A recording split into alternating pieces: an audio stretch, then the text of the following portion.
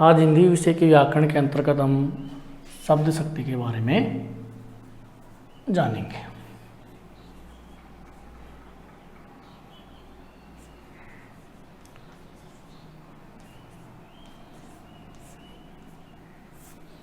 तो शब्द शक्ति की परिभाषा क्या होगी?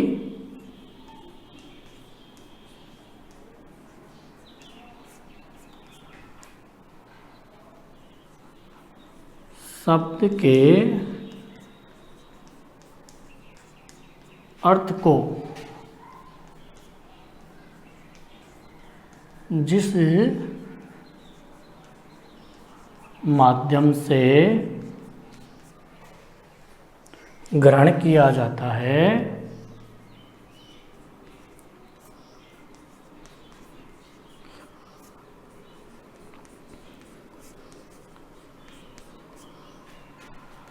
वह माध्यम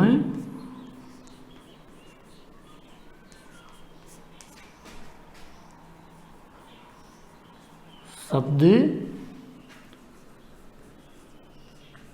शक्ति कहलाता है। तो शब्द के अर्थ को जिस माध्यम से ग्रहण किया जाता है वह माध्यम शब्द शक्ति कहलाता है। अर्थात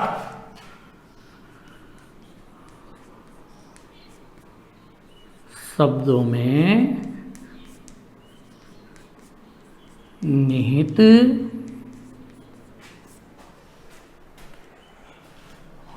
अर्थगत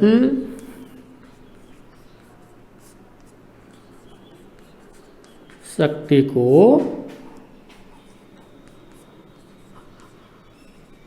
शब्द शक्ति कहा जाता है। तो शब्दों में निहित अर्थगत शक्ति को शब्द शक्ति कहा जाता है। शब्द शक्ति के 3 प्रकार हैं। शब्द शक्ति कितने प्रकार की होती हैं? 3 प्रकार की। नंबर 1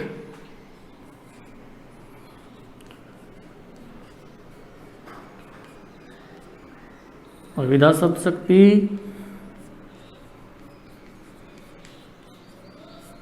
नंबर 2 लक्षणा शब्द शक्ति, और नंबर 3 और अंतिम है व्यंजना शब्द शक्ति। बता लीजिए इनको।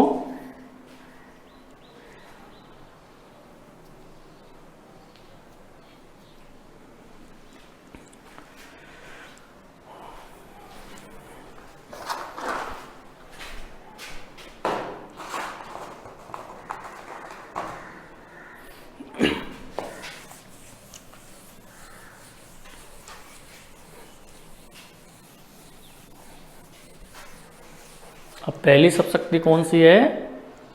अविधा शब्द शक्ति।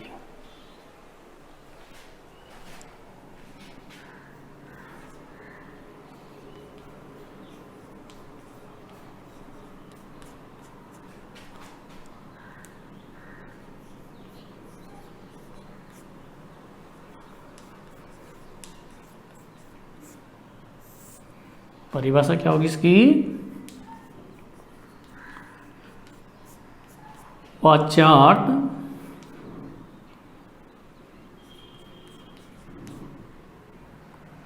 वाच्यार्थ का मतलब क्या होता है? मुख्य अर्थ।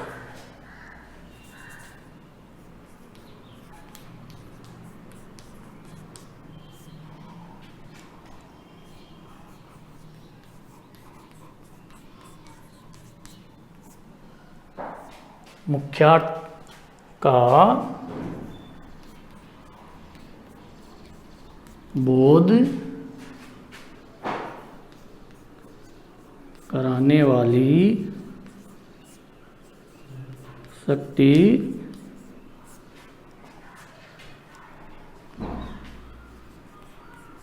अभिधा शब्द शक्ति कहलाती है।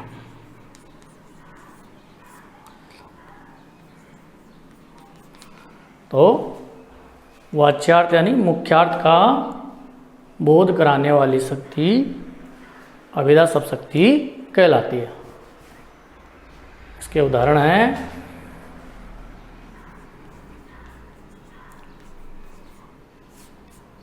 नंबर 1 है किसान फसल काट रहा है। हमें सीधा सीधा समझ में आ रहा है किसान क्या काम कर रहा है, फसल काटने का काम कर रहा है। नंबर 2 है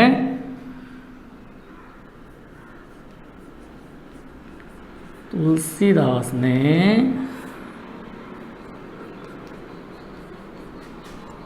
रामचरित्र मानस की रचना की। तुलसीदास ने क्या किया? रामचरितमानस की रचना की। नंबर 3 है लड़के मैदान में क्रिकेट खेल रहे हैं। तो बच्चे क्या काम कर रहे हैं? मैदान में क्रिकेट खेलने का काम कर रहे हैं। नंबर 4 है चमेली का पुष्प श्वेत वर्ण का सुगंधित पुष्प है। तो चमेली का पुष्प क्या है? श्वेत वर्ण का होता है और वो क्या है? सुगंधित। ये सीधा सीधा अर्थ हमारे समझ में आ रहा है। और प्राय या अधिकांश, इसका एक नोट है, नोट कर लीजिए।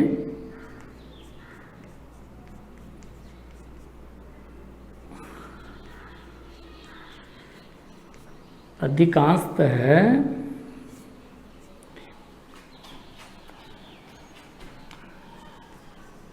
यमक अलंकार के उदाहरण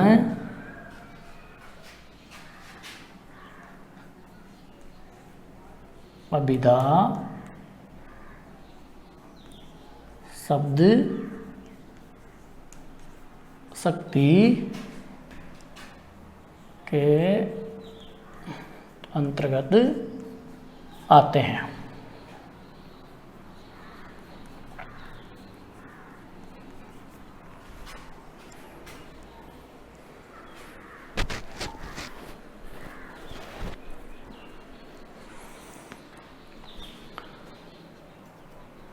तो यमक अलंकार के उदाहरण हैं, अधिकांश यमक अलंकार के जितने भी उदाहरण हैं वो अभिधा शब्द शक्ति के अंतर्गत आते हैं। जैसे कनक कनक ते 100 गुना मादकता अधिकार, या खाए बोराए जग वा पाए बोराए। तो यहाँ कनक का एक अर्थ क्या हुआ? धतूरा, और एक कनक का अर्थ क्या हो गया? सोना। तो इस प्रकार से अभिधा शब्द शक्ति में मुख्यार्थ का बोध होता है। सीधा सीधा अर्थ हमको समझ में आता है। वो कौन सी शब्द शक्ति होती है? अभिधा शब्द शक्ति। अब है नंबर 2 लक्षणा शब्द शक्ति।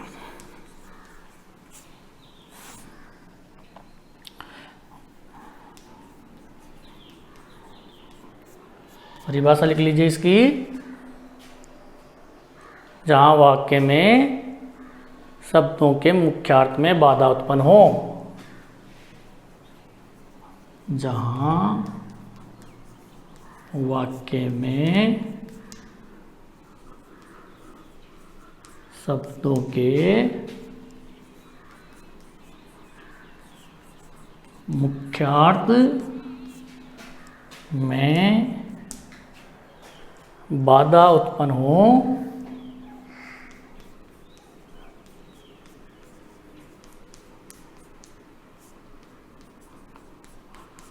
तथा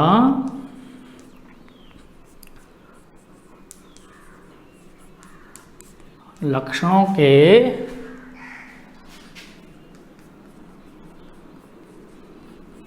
आधार पर अर्थ लिया जाता हो, वहाँ लक्षण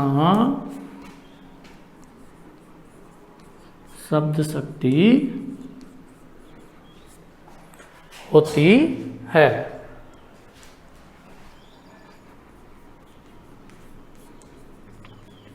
अर्थात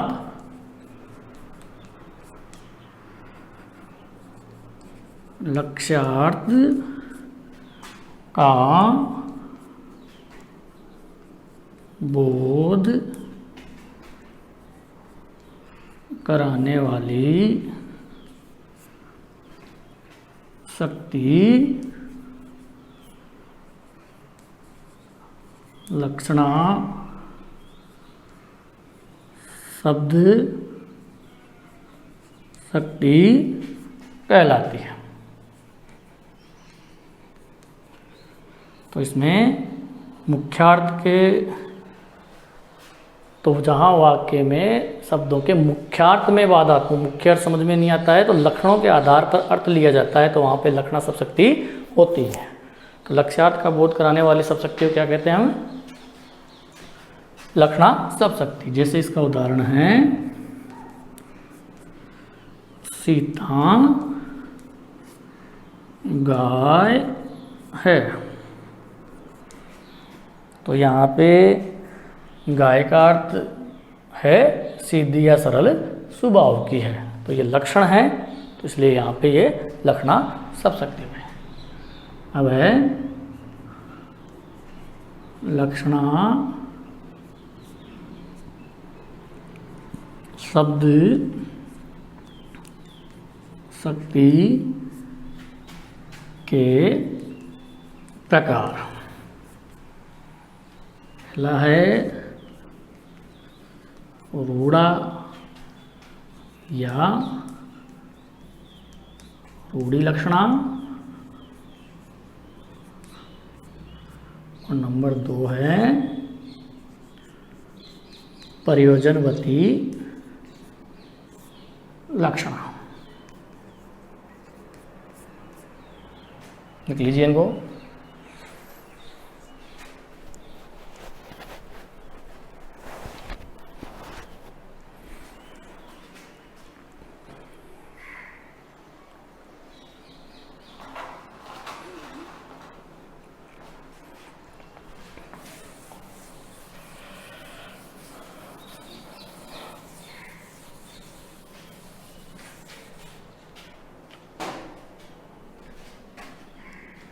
पहला कौन सा है? रूढ़ा या रूढ़ी लक्षणा। तो इसकी परिभाषा क्या होगी? जहां शब्दों का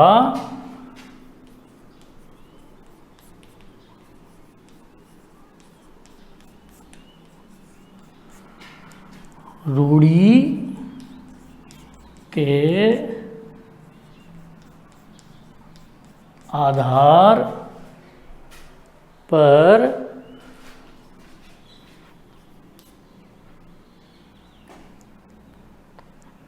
लक्ष्यार्थ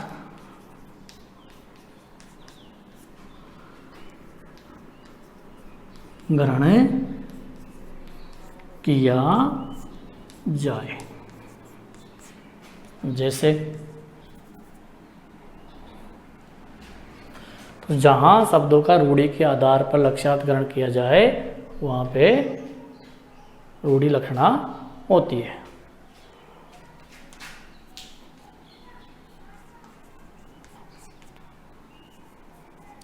रूढ़ा या रूढ़ि लक्षणा होती है।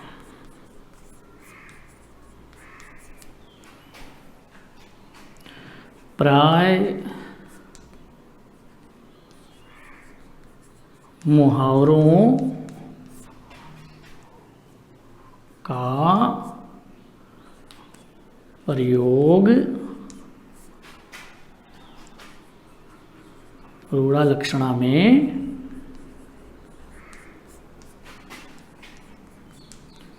किया जाता है। जैसे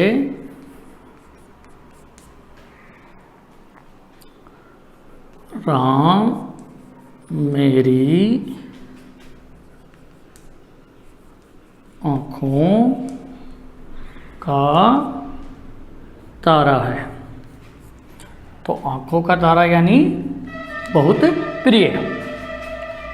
दूसरा उदाहरण है इसका, पुलिस को देखकर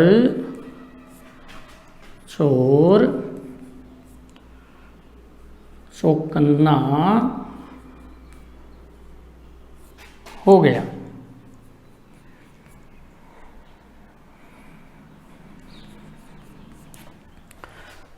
पुलिस को देखकर चोर चौकन्ना हो गया, अर्थात इसका अर्थ क्या हुआ कि पुलिस को देख करके चोर क्या हो गया, सचेत या सतर्क हो गया।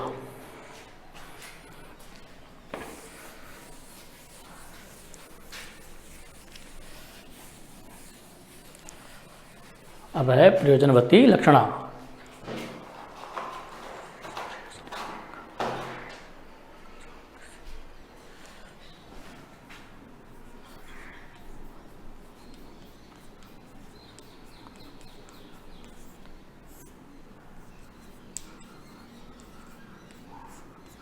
प्रयोजनवती लक्षणा सब शक्ति के बारे में हम जानेंगे।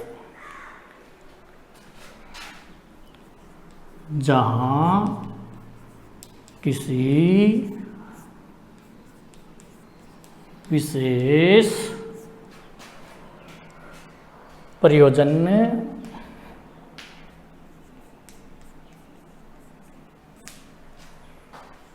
के कारण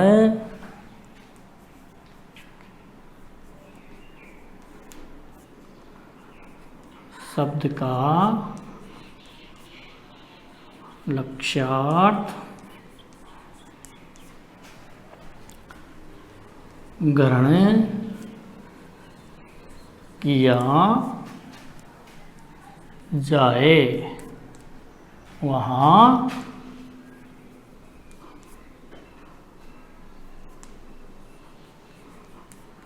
प्रयोजनवती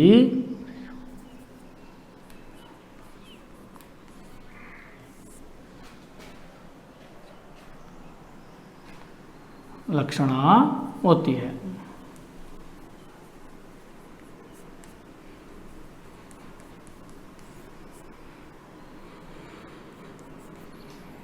जैसे इसके उदाहरण है,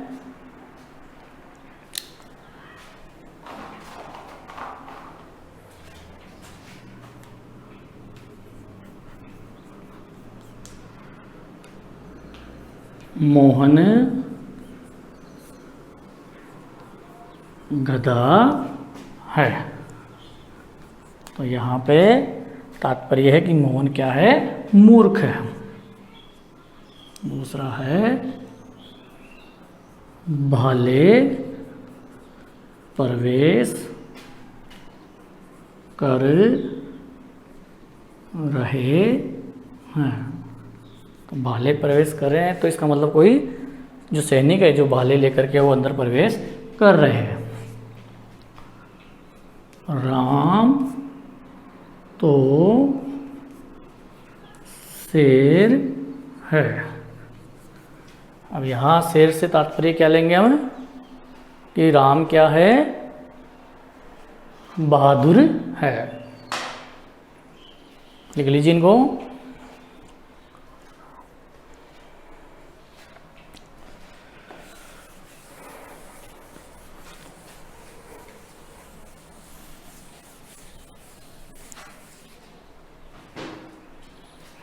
अब नेक्स्ट और अंतिम शब्द शक्ति है व्यंजना शब्द शक्ति।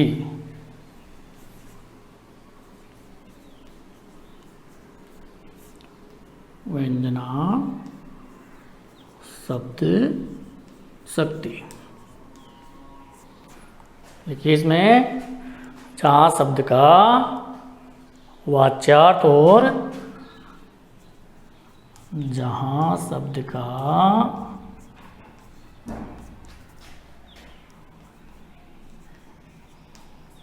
वाच्यार्थ और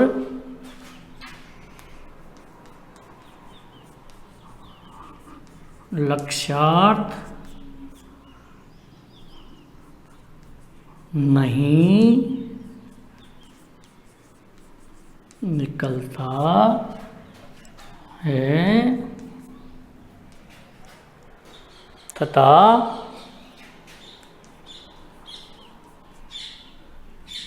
भिन्न कोई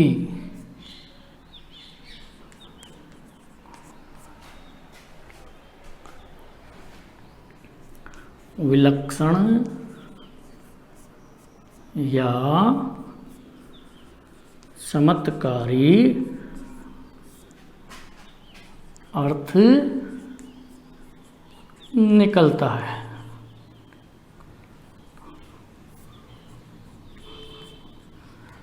अर्थात व्यंग्यार्थ का बोध कराने वाली शक्ति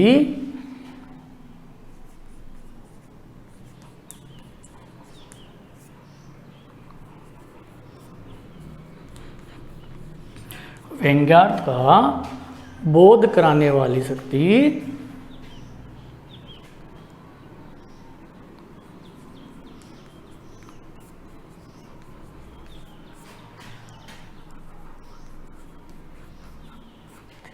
व्यंजना शब्द शक्ति कहलाती है।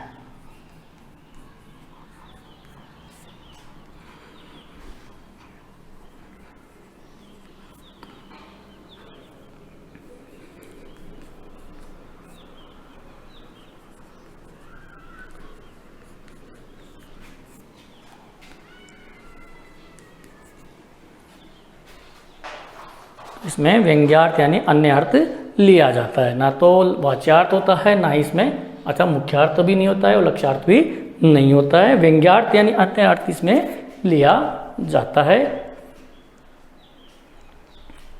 जैसे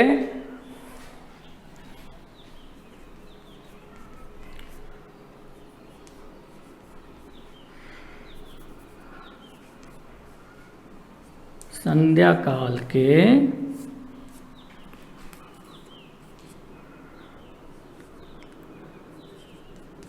छः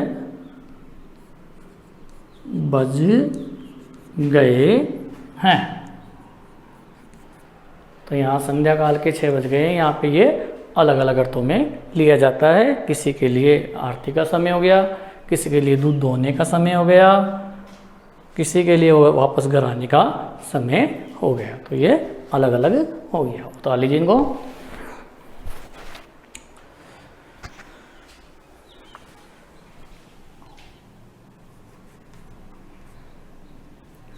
व्यंजना शब्द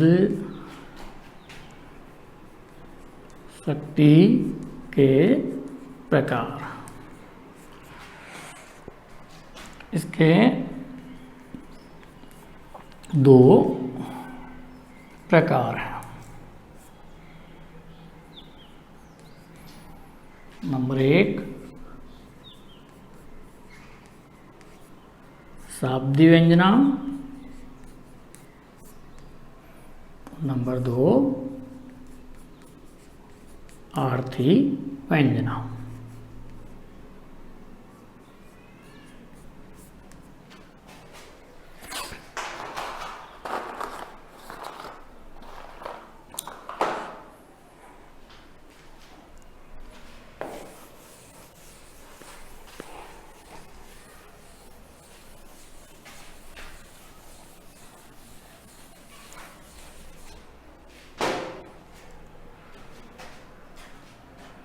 नंबर पहला है शाब्दी व्यंजना। शाब्दी व्यंजना लिखिए जहां व्यंग्यार्थ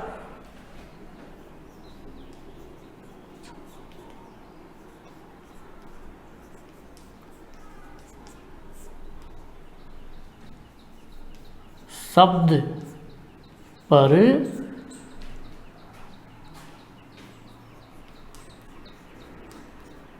आधारित होता है।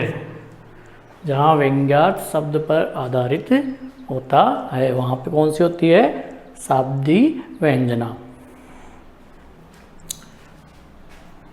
जैसे चिरजीवों, जितने भी श्लेष अलंकार हैं वो इसमें श्लेष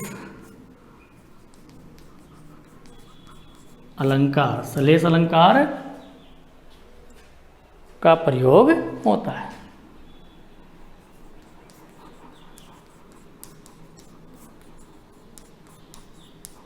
ये जानने योग्य बात है। कौन से अलंकार का प्रयोग होता है इसमें? श्लेष अलंकार का। तो इसका उदाहरण हो गया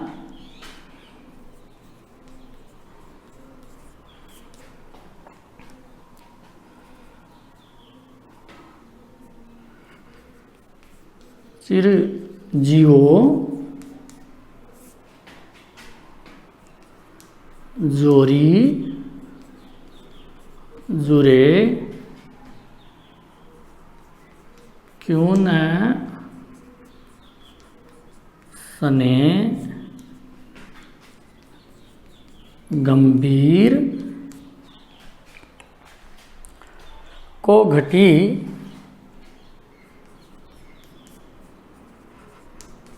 ए वृष भानुजा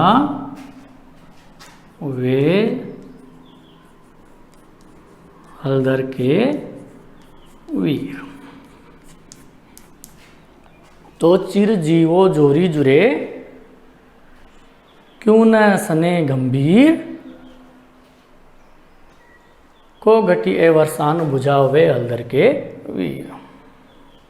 तो चिरजीवो जोरी जुरे, तो इनकी जो जोड़ी है वो हमेशा चिरजीवी है।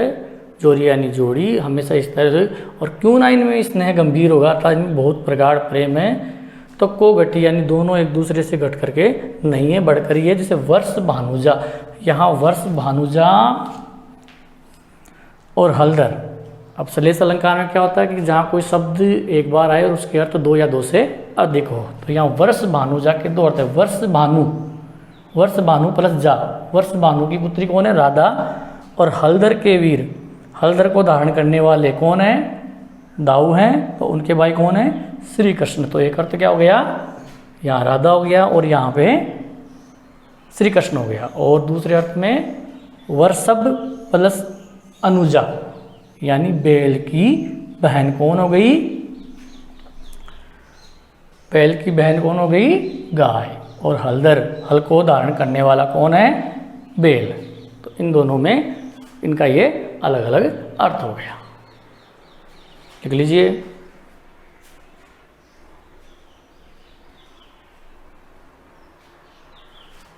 दूसरा है आर्थी व्यंजना। जहां व्यंग्यार्थ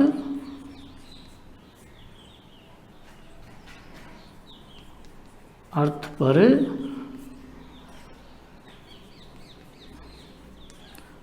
आधारित होता है। जैसे